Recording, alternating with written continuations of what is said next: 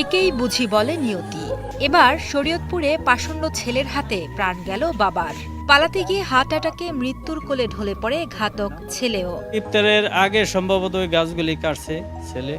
এরপর ওর আব্বা জিজ্ঞেস করলো যে গাছগুলি কাটলি কেন, এই গাছে তো আর কোনো অপরাধ করে নাই। ওই অবস্থায় ওর হাতে দাও ছিল, ওই দাও নিয়ে এসে ওনাকে এলোপাতারি করল। শরীয়তপুরের নড়িয়ায় পারিবারিক কলহের জেরে বাবাকে কুপিয়ে হত্যা করার অভিযোগ উঠেছে ছেলের বিরুদ্ধে। গত ২৩ মার্চ রাতে উপজেলার মুক্তারের চর ইউনিয়নে ঘটে লোমহর্ষক এই ঘটনা।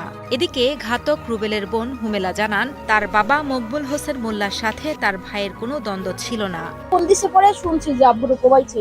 পরে আমরা বাড়িতে আসছি, আয়সা তার আব্বুরে পাইনি, আব্বুরে হসপিটাল নিয়ে গেছে। নেওয়ার পরে মানে সবার মুখে আর কি শুনছি যে কোপ দিছে আর কোবাইছে, এই শুনলাম। আর অন্য কোনো ঘটনা নেই, কোনো ঝগড়া নাই, কিছু নাই। বাপের সাথে কোনোদিন কোনো ঝগড়াও লাগে নাই, ঝগড়া করে নাই। বাপেও না, আমার ভাইও না। আগে পরে যদি কোনো কাহিনী থাকতো তাহলে বলতাম যে আগে পরে এই ঘটনা আছে, এই ঘটনার কারণে এই কাজগুলো হয়েছে, কোনো সমস্যাই আসলে না। স্থানীয়রা জানান, বাবা মকবুল হোসেন মোল্লা প্রথম স্ত্রী মারা যাওয়ার পর দ্বিতীয় বিয়ে করেন তিনি। তারপর থেকেই প্রথম স্ত্রীর ছেলে রুবেল মোল্লার সঙ্গে মকবুল হোসেনের কলহ সৃষ্টি হয়। এরপর থেকেই বাবা ছেলে থাকতেন আলাদা। গত ২৩ মার্চ ইফতারের পর নামাজে যাওয়ার সময় আম গাছ কাটা নিয়ে বাবার সাথে ছেলের কথা কাটাকাটি হয়।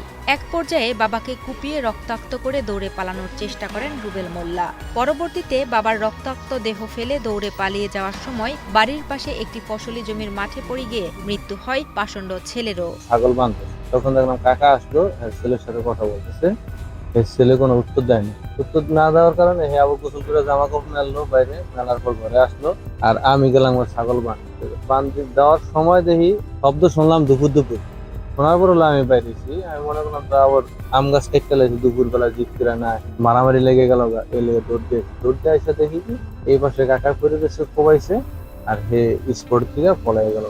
আশেপাশের যারা ছিল দেখা ওনারে ধরে হাসপাতাল নিয়ে গেল। এরপরে ওই ঘরে ঢুকছে, ঢুইকার সম্ভবত ওই যে তালা মারছে, তালা মাইরা খালি গায়ে ওদিকে দৌড় দিছে। সম্ভবত ওই যে ক্ষেতের ভিতরে আমরা এসে দেখলাম লাশ পড়ে রয়েছে। নড়িয়া থানার ভারপ্রাপ্ত কর্মকর্তা আসলাম উদ্দিন জানান, প্রাথমিকভাবে ধারণা করা হচ্ছে বাবাকে কোপানোর পর দৌড়ে পালাতে গিয়ে মাঠের মধ্যে পড়ে যান ছেলে। তখন হৃদযন্ত্রের ক্রিয়া বন্ধ হয়ে মৃত্যু হয় তার। বাবা ও ছেলের লাশ উদ্ধার করে ময়নাতদন্তের জন্য শরীয়তপুর সদর হাসপাতালের মর্গে পাঠানো হয়। এ বিষয়ে তদন্ত করা হচ্ছে। তদন্ত শেষে ঘটনাটি আইন অনুযায়ী পদক্ষেপ নেওয়া হবে। ছেলে রুবেল মোল্লা ৩৫, পারিবারিক কলহের জের ধরে তার বাবাকে কুপিয়ে জখম করে, এতে সে গুরুতর রক্তাক্ত জখম হয়। স্থানীয় লোকজন তাকে ধরে হাসপাতাল নিয়ে গেলে সেখানে সে মারা যায়। ছেলে বাবাকে কুপিয়ে পালিয়ে যাওয়ার সময় মাঠের মধ্যে পড়ে যায়, ওখানে সে মৃত্যুবরণ করে। আমরা ধারণা করছি হয়তো স্ট্রোক করে মারা যেতে পারে, তবু আমরা সুরতাল করেছি, লাশ পোস্টমর্টমের জন্য পাঠাবো। পরবর্তীতে রিপোর্টের ভিত্তিতে এবং তদন্ত সাপেক্ষে আইনগত ব্যবস্থা নিব।